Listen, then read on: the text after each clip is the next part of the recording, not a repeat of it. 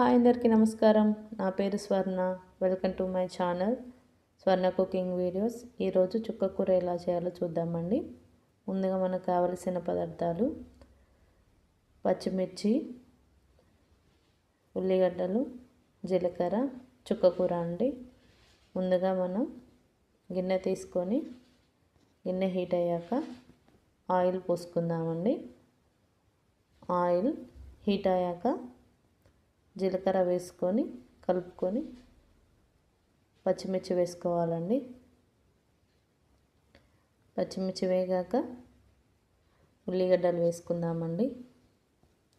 ఉల్లిగడ్డలు మంచిగా ఫ్రై అయ్యాక కొంచెం అల్లం, కొంచెం పసుపు వేసుకొని ఒకసారి కలుపుకోండి.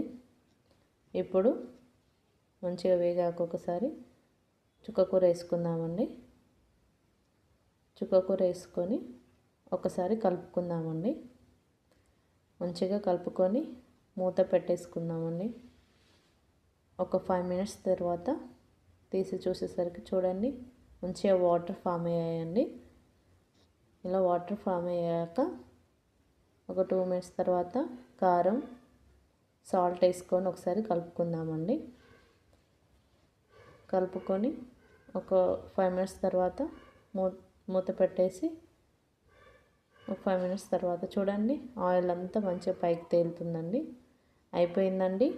ఇలా హైలో పెట్టుకొని ప్యాన్ నుండి వేరే వరకు కలుపుకోండి. అంతేనండి, రెడీ టు చుక్కకూర curry. Like and subscribe my channel. Thank you for watching.